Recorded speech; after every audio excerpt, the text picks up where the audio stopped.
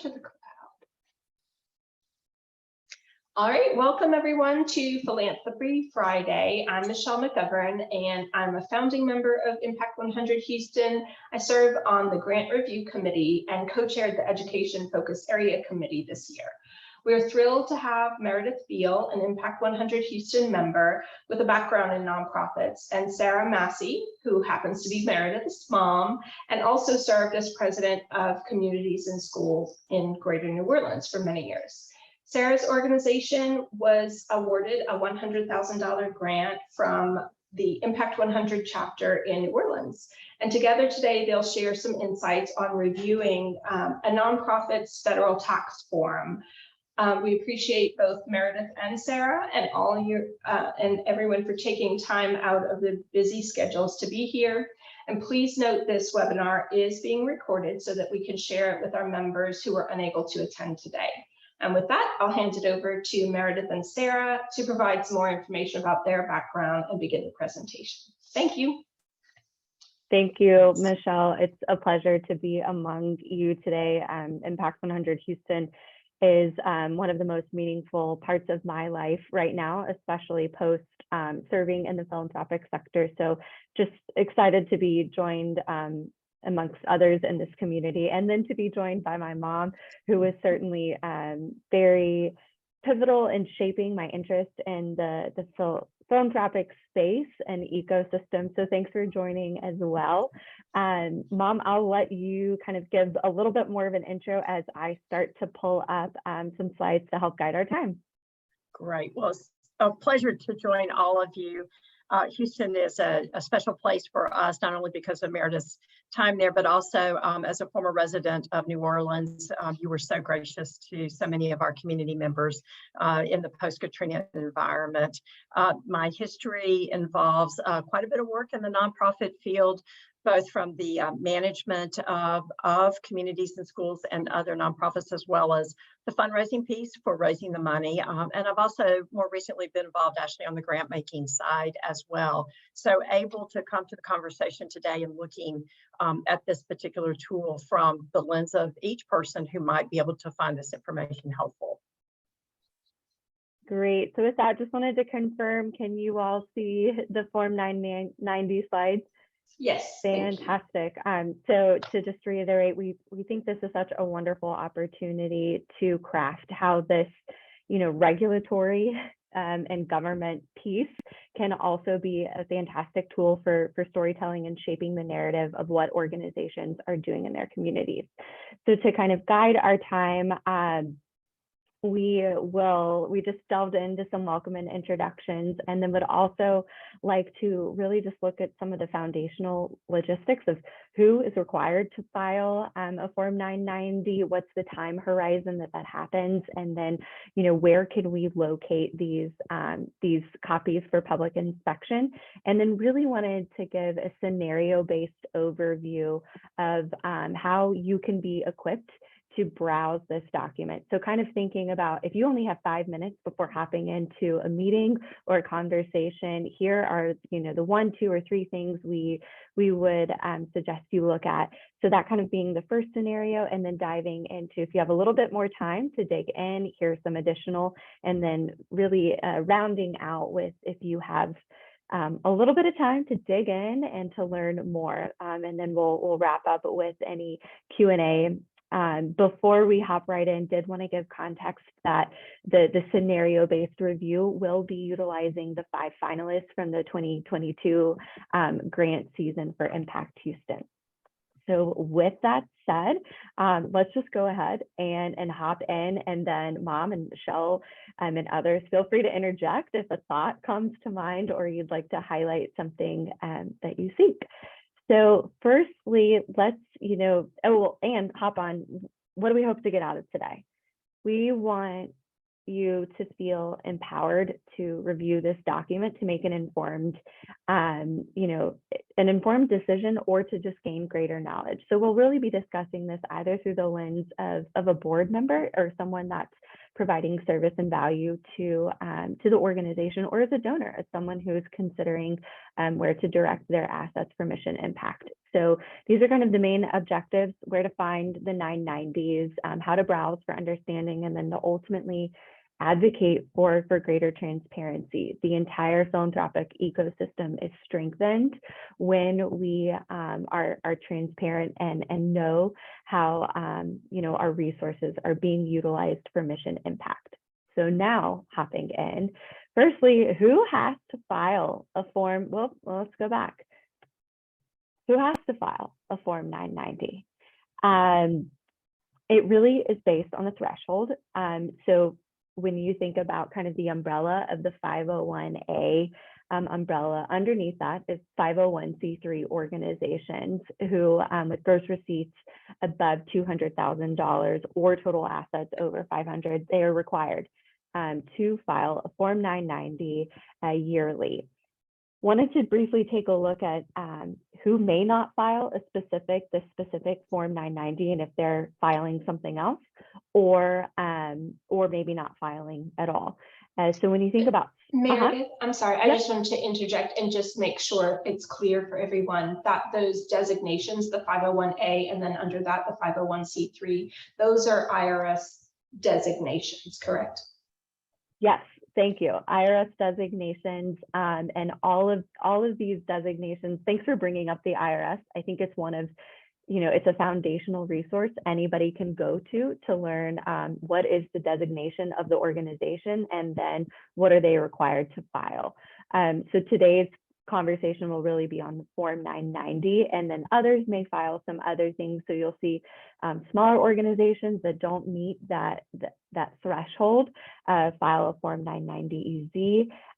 Certain religious organizations are exempt from this requirement because of the nature of how they are categorized and the services they provide. Private foundations file a 990 PF, and then another kind of exemption of who would not file are certain governmental or political organizations. Anything to add in from there, from this just kind of brief overview? Great. I think, Meredith, when I was doing a little bit of research, the Form 990 was actually first implemented in 1941, and it was a 2-page document. And it has gone through iterations and changes over the years, with the most comprehensive one being in 2007, mainly because of this continued emphasis on transparency of information to the public. Sure. Thanks. So because of that transparency and the availability to the public, wanted to highlight where you can utilize and view 990s. So for those of us who have been a part of the grant making, review committees, oftentimes we see through a really wonderful portal a collection of all of these materials. If you have curiosities for organizations outside of an official kind of grant review, here's where you can access them. Firstly, the IRS. There is a tax exempt organization search where you can see the 990s as provided by there. And then another very common tool is Candid, which is more commonly maybe previously known as GuideStar, which is a free online database. Once you create a login, you can then search by organization and see, in addition to the 990s that are uploaded, other information that the organization has provided. And then an additional place to review is some organizations choose to have a place on their website that discloses financial information. Maybe it also includes audited financial statements or their 990s. So if, one thing to think about is if you are serving on a board, this is a wonderful suggestion to be proactive in making sure that information is provided when you can, to increase the transparency and to communicate the narrative. And then when we think about when, there are deadlines kind of based on when the fiscal year ends for the organization. So for an organization running a traditional January 1 to December 31 calendar accounting period, the deadline is May 15th after that calendar year filing. There, may be some organizations that for various reasons run on other fiscal years, and then this would just be associated with the 15th or the 5th month after that 15th day. Will note, and Mom, you may be able to speak to this a little bit more, that it is common for folks to file for an extension, and my understanding is it's almost always granted. So it's automatic, and so you can go, I think, almost another 5 months. And so that's why sometimes you can be looking at financial information that's more current in the 990 that you're looking at. The most recent one is way behind, is because they do have that extra time to file, much as we may do with our personal tax returns. Sure. And then as we kind of look into how Form 990 is organized, here are the 12 parts based on the title names as described in the form itself. At the end of our conversation, we'll provide a resource and maybe allude to it throughout about the instructions that are provided to those who are filling out the Form 990. And that is also sometimes a helpful tool for those who are reviewing to understand what was asked of the filer in creating that information. And then following these parts as a long list of schedules kind of based on the intricacies of the organization. And so this is kind of just a big, broad overview of how it's organized, and to make it relevant to our time together and to get more familiar with where your eyes can move on a page. This is where we're going to hop into just those scenario based. And so I think we're going to kind of switch the way we're screen sharing to show you the physical 990 and kind of highlight some things along the way. So we'll start off first with if you have 5 minutes, here's where to start. So as I shift over to that sharing, let's see, can I get a thumbs up that the 990 for target hunger is appearing? All right, I'm seeing it. So here is what the first page of a Form 990 looks like. Highlighted just a couple of things of where your eyes may draw. First, from the kind of the highlighted yellow, these are identification factors. So what is the name of the organization? Perhaps if the legal name and entity is different than what they're doing business as, then the second line will communicate that so that you know maybe the name you're used to hearing in the community is reflected. And then secondly, in D, the EIN, the employer identification number, is the unique identifier. When you're maybe searching on GuideStar or others, you'll want to make sure that you're truly looking at the organization you're seeking to look at, and often that EIN is a good place to connect.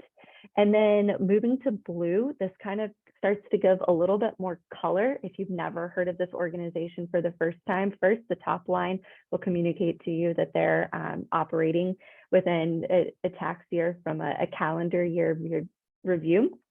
And then line G, looking at gross receipts, kind of starts to give shape to what might the size of the organization be.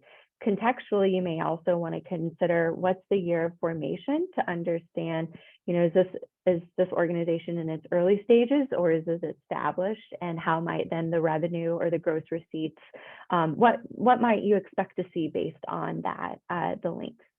And then as we continue to scroll down, this is more just kind of high level overview. If you are just browsing a brief description of the mission, oftentimes this is pulled directly from the website just to kind of give light. And then as we continue to browse, this is starting to then communicate how is the organization reaching or working towards its mission. This first would be the size of the board. What are the number of voting members? So this organization has a board of 20. A little bit further along, you'll see that there's 17 individuals who are employed. This is where I would love a curiosity of, can we clarify, does this include contractors, or is this true employees? I think that would be employees, and that would be the number of people who were employed at any time during the reporting year.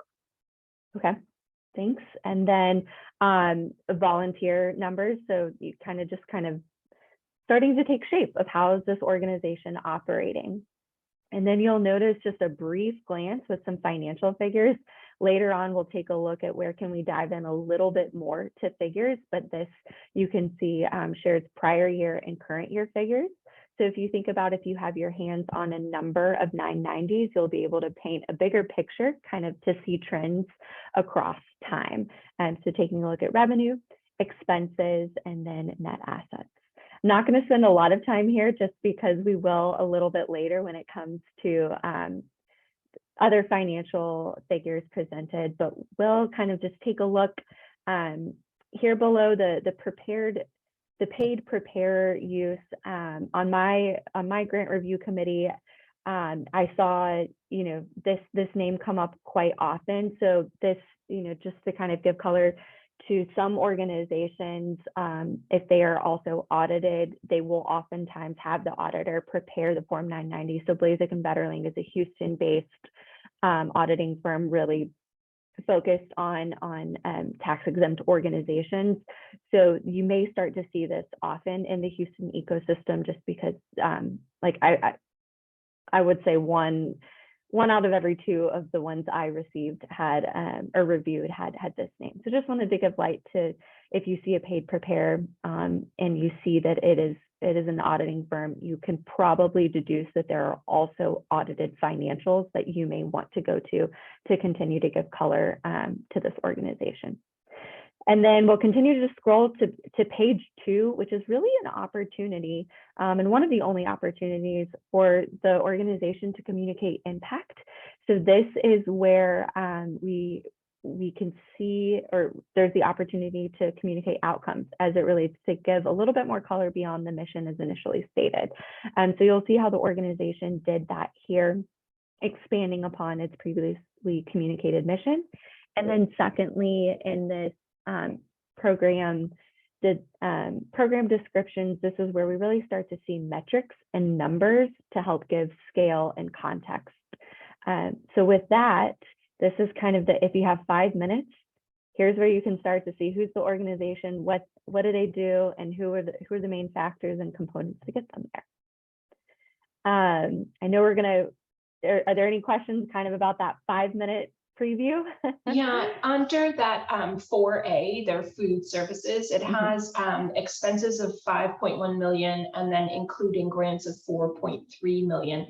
Are those grants that they're giving out, or is that grants that are coming in to support the 5.1? I'm not clear on that. I believe that interpretation is normally grants of assistance, financial and other types of assistance.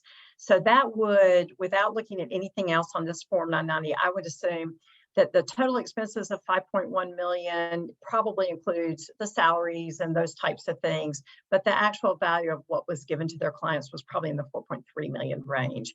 They choose, in this particular case, not to reveal their revenue associated with that portion of their program. Not a requirement. It would be nice, but they chose not to here. Thanks. I think then I will shift sharing capabilities to a few others as we dig into, if you have a little bit more time to dig in, here's what those additional sections can start to communicate.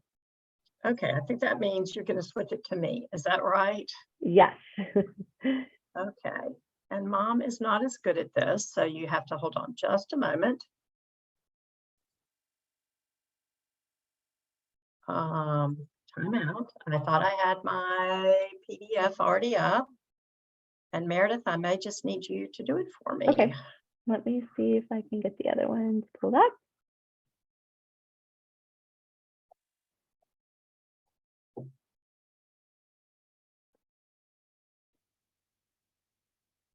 In the meantime, I'm going to mention the section that we're kind of skipping over, Meredith, as we go into this next one.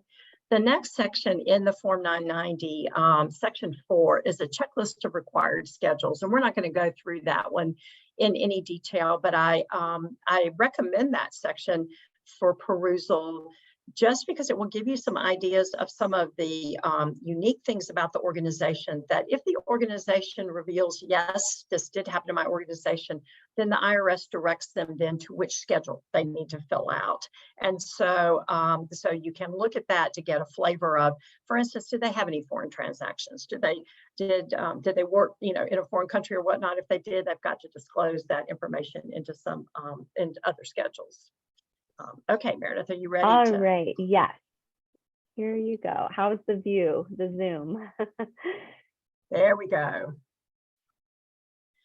Then the next few sections in the 990 begin to delve into information that was not ever available really before the 2007 rewrite of the Form 990. Over time, the IRS said, we've got to know more about the people that are actually running this organization. Because you also have to remember that before the internet, you had to write and ask for this form. So this was really a major advancement that some organizations weren't thrilled about having to show, but the public needed to see it. So, so we start with the governing body and management. Again, this talks about the number up at the top there. You can see where they disclose the number of board members that they have. It gives you an idea for this particular organization. Let's see, Meredith, we're looking at Santa Maria Hostel for this particular one. That's why this number is different than the one that Meredith just showed you. I highlighted down on number 4, did the organization go through any significant changes in its governance? That might just give you a clue as to if the organization was morphing somewhat during this particular year, changing the size of its board or its purpose or its missions. You don't often see that marked as yes. Organizations tend to be pretty stable in that. Down at number 8, this is just kind of a record keeping question of did you take minutes? Did you record minutes? And did you do that for the governing body, the board of directors, as well as any committees? It's interesting when you see a no on there. At least the organization is being kind of honest that no, we didn't take any minutes. If you are a board member, you would like to make sure that you see that chart checked as yes, the organization that you are on the board of. And then Meredith, if you'll come on down, the next section relates to policies. And there are a couple of key ones on here that I tend to look at. Number 11 is, did you provide a copy of this document to your board before you filed it? And if you didn't, just explain in O, Schedule O, which is really just kind of a notepad of all the answers that a person may need to give. Why didn't you do that? They really encourage the board of directors be familiar with what information is on here and to say, yes, this does represent us. Then the 12, 13, 14, and 15 really relate to policies that are best practices. They're not required, but the IRS would like for you to have an opportunity to be able to disclose that, and they give that opportunity to you here. And that relates to, do you have a conflict of interest policy? Do you have a whistleblower policy, the document retention and destruction policy, and also some type of a policy and process around determining the compensation for your chief executive. When I'm working with a client, if I see these things marked as no, that's usually one of the first things that we talk about is why are those policies not in place yet, and what the value of having those policies in place are. Go a little further down here. I can move on down to part 7 then. This is the section you can go to. You might even want to go to this one in your quick 5-minute review, where you list all of the board members, everybody who was a board member during the course of this reporting period. So Meredith, if you'll slide on down a little bit for this one, we can see that for this organization, I think if we go one more little clip, we'll see that there were 12 board members for this organization. And now, Meredith, if you'll pop back up to that first line. The organization is supposed to disclose on line 1 who the chief executive is. So your eyes can go immediately there to see who's kind of running the organization. The number of hours that are in the second column, I'm going to tell you, those are all over the place. Some folks are very, very specific and said this board member worked 3 hours a week, and others just kind of put a number in there. So I wouldn't get overly excited about those particular numbers. But then the column, and Meredith, you can go up just a little higher so we can see the column headings here. Then you identify what is the role of each of the people that you have listed here. So in this particular case, Nadine is an officer and she is the chief executive. And we are required to disclose the compensation of the chief executive no matter how much money they are making. Another person is disclosed on this one because you then also have to disclose every employee, the top 5 employees that are making over $100,000. So for a lot of smaller organizations, that CEO's compensation is the only compensation number that you're going to see. You pull up a college or a university, you're going to see a lot of names and dollar figures in there. That gives you an idea of, again, size of the organization, compensation for that CEO. Okay, let's move on down. And then this kind of carries over to another page. And then it just kind of has a summary because they do want you to report if you paid any money to a former board member, and you have to disclose that in here. And then at the bottom, they want to know if you have paid any independent contractors over $100,000. There we go.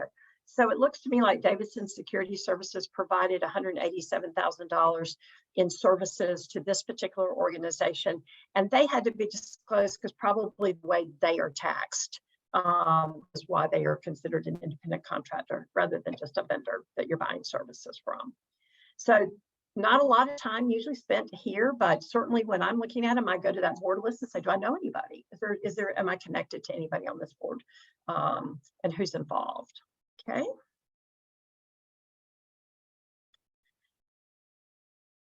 Let's see, Meredith, I think I gave these to you out of order. If we could go to the revenue one, which I think maybe might be behind this one. Yes. So then we get into the financial statements. And if you are not a financially oriented person, I don't want you to be scared about this because frankly, the numbers are simply a different way of telling the story. We can tell stories with words, we can do it with pictures, and the numbers just tell us the story by numbers. So we're going to start first with the revenue statement. That is the money coming in. Who is giving us money in order to accomplish our mission? And we all have to boil it down into these few categories. So 1A that has a 0 in here, that would be if they get money from United Way. Membership dues would be if it's an organization that collects memberships. That might be theaters and other organizations where you actually pay for a membership. C, for your fundraising events, this is the amount of money coming off of a fundraising event that is actually the charitable money of that fundraising event. Keep an eye on that 33,000. We're going to see that number again in just a moment. Down in 1F in green, all other contributions. So this shows us that this organization really raises most of its money with gifts and contributions and grants. There was a 0 up there in E for government. So this organization doesn't get any government funding. And then contextually, will you add which organization we're specifically looking at now since we're shifting to another one? Yes, I am. That's a great point, Meredith. This is actually the tool bank, the Houston Tool Bank. And so that kind of makes some sense. You tend to see government funding more in the social services organizations who are providing for basic needs for individuals. And either there's not funding available or this organization has chosen not to pursue government funding. You can't necessarily make a decision about that. It's just, it is what it is. They don't have any during this period. Interestingly, not surprisingly, but on line G, non-cash contributions included that $294,000 of non-cash contributions. I would imagine this might be where people donate tools that they have. There may be some time donated in there as well, but whatever it was that they received as non-cash contributions met the criteria for being able to be counted on the financial statement. And then on the next line in 2A, Meredith, if you can pop up a little bit, this is program service revenue, and you'll, no, I'm sorry, back down to the 2 sections. There you go. In this particular section, you're going to see income if this organization actually gets money from its beneficiaries. So for the tool bank, this looks to me like probably some of the organizations that were using some of the tools actually helped to pay, rented those tools from them. If you have an educational organization where the client may pay a small fee to be able to take a computer class to learn how to do Excel or something, and maybe you charge them $10, then you would see that revenue here, because that's not a charitable contribution. They are actually paying a fee for that program service that they are receiving. If we go down now into the third section, this is where they disclose if they have royalties coming in off of something that they own. The pink part here, I noted for you, I got a little bit of investment income. So that says to me, if I were looking at the balance sheet for this organization, I might expect to see some investments, some dollars, because they've gotten a little bit of investment income. Like to come down now, Meredith, to 8, where the part is in yellow, because this part can get pretty confusing. And I have to admit, I sometimes have to go back and say, wait a minute, what are the rules here? So if you remember that $33,000 that we saw up above, that was the charitable portion of a fundraiser that they did. And then if you see on D, 8A, where they have the rest of the income that they had on the event, and then the expenses of $14,000, you look at this and go, oh my gosh, they lost $3,800 on this fundraising event. Why would you be doing this fundraising event? Let me tell you what the example is here. Let's say you go to a gala, and the gala ticket is $150, and the value of the meal that you are going to get at that event is $75. The $75 would be down here on 8A. You paid for a meal, and there was the expense of a meal. The amount over the price of that ticket, which is actually what is eligible for you to claim as a charitable contribution, is part of that $33,000. So it's just the way the IRS forces us to report the numbers. What this basically says to me is we raised $43,000 on this event, and we spent $14,000 to carry it off. So this was an event that did raise money for the organization. Meredith, I think that pretty much concludes the revenue section. So again, really taking a pretty robust organization and boiling it down so that you can see similar categories of information when comparing multiple organizations. The next one, so yeah, go back up because I gave these to you in the wrong order. Is now, how did we spend the money? How did we spend the money to achieve our mission? And the IRS requires that we create what is called the Statement of Functional Expenses. And they require us to put every expense into one of 3 categories. In column B, that is highlighted in blue, that is everything that we spent on the actual program. In column C, there are definitions of what we have to classify some things for management and general expenses. And then D, we have to show what did we spend on fundraising in order to raise the money that we raised. And by spreading those costs out into those columns, it gives us a little bit better picture of how much is it costing to basically support the program that we're actually providing. So then we begin to move down the pages. And so the first line that I've highlighted for you here, grants and other assistance. So this organization that we're looking at for functional expenses is the search organization that's your finalist. And so in this particular case, they are showing us that they gave $1.3 million in assistance directly to individuals. That's why management and fundraising are grayed out, because this specifically went to their beneficiaries. Then in line 5, we start getting into a little more detail. What did we have to pay to the officers and directors? This is basically the CEO and other officers and directors at that higher level. And then we move down to line 7, and we see the rest of the wages for the staff of this organization. Now, I peeked at the front part of their 990, and I believe they had 160 employees.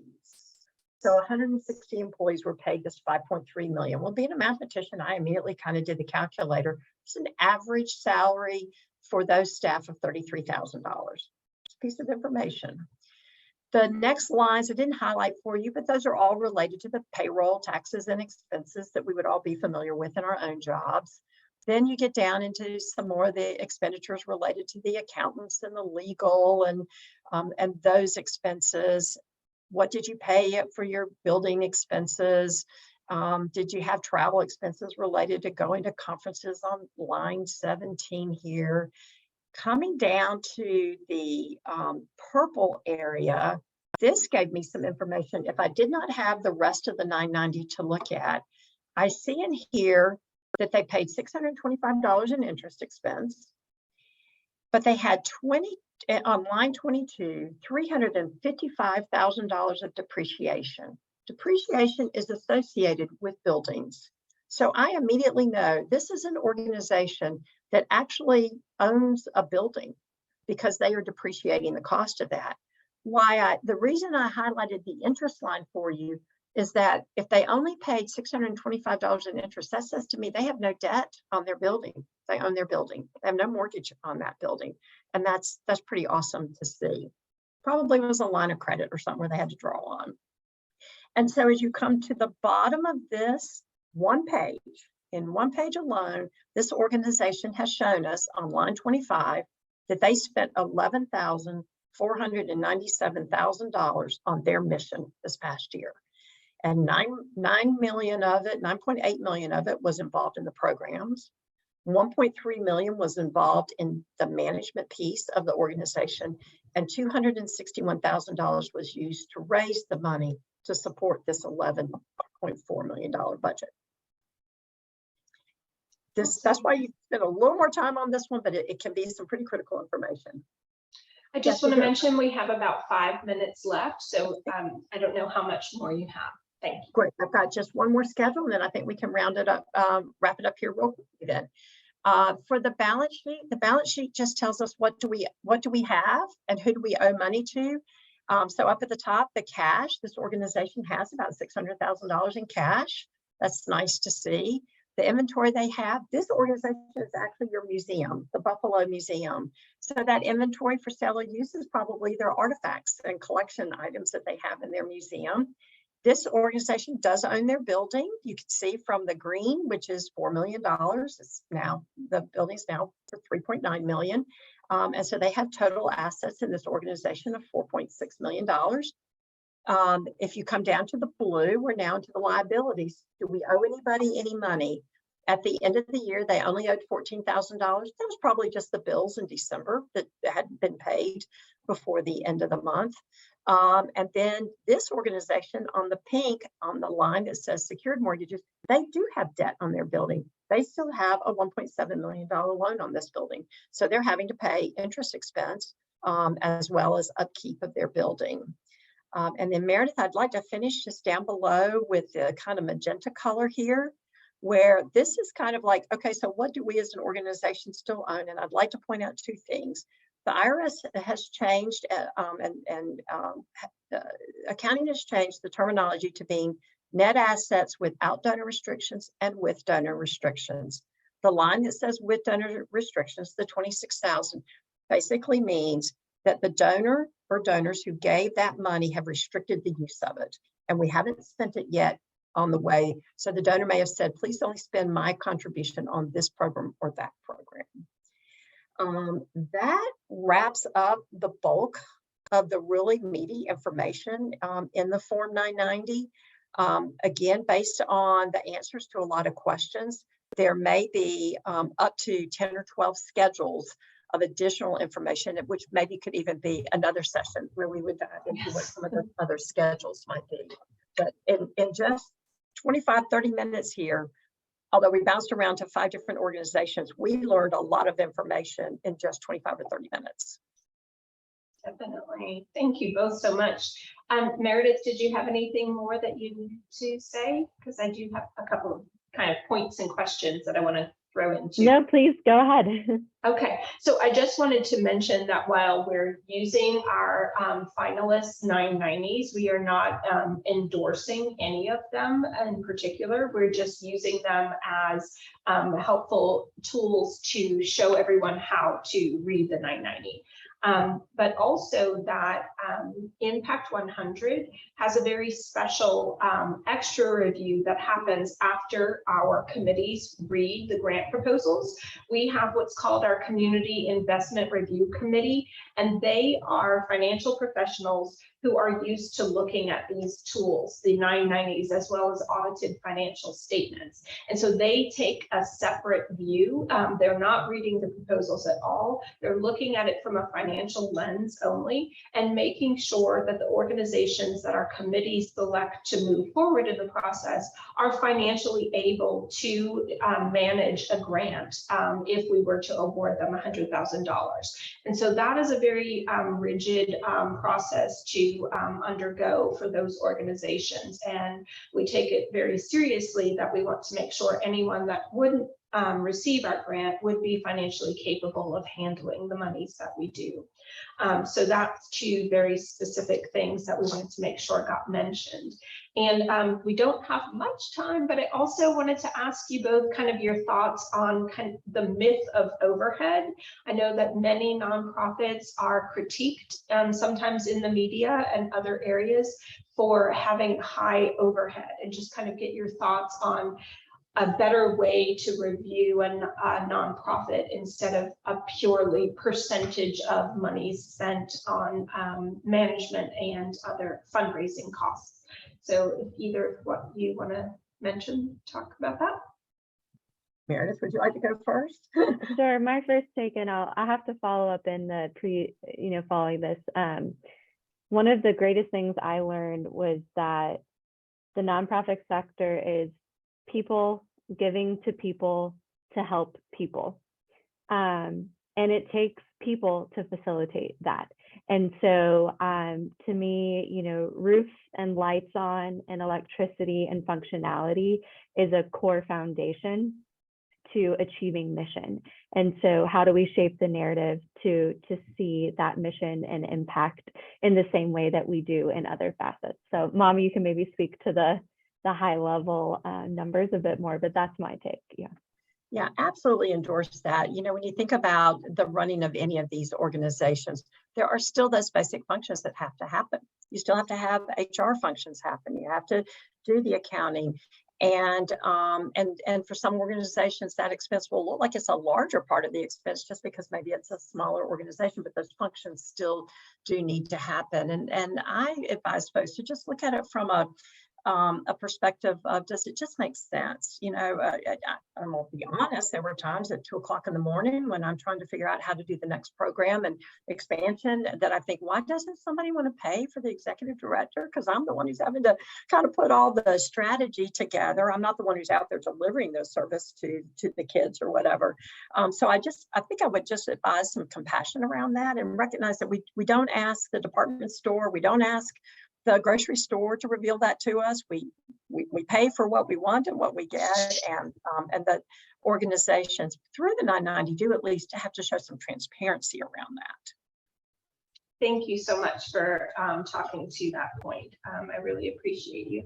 And both of you, thank you for the presentation today. We really enjoyed hearing from both of you and learning more about what we're reviewing. And while we'll continue to have the CERC reviews, I think it's important for all of our committee members and our general membership to have the understanding of what they're looking at when they're evaluating not just our grant applicants, but any nonprofit that they're considering supporting. It's a very helpful thing to help get a better picture of what's happening for these organizations. So thank you very much. We appreciate your time today.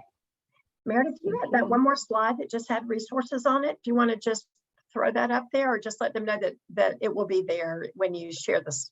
We'll send it in the follow-up with the links to most every tool we alluded to. Yeah. Oh, great. Thank you so much. Good.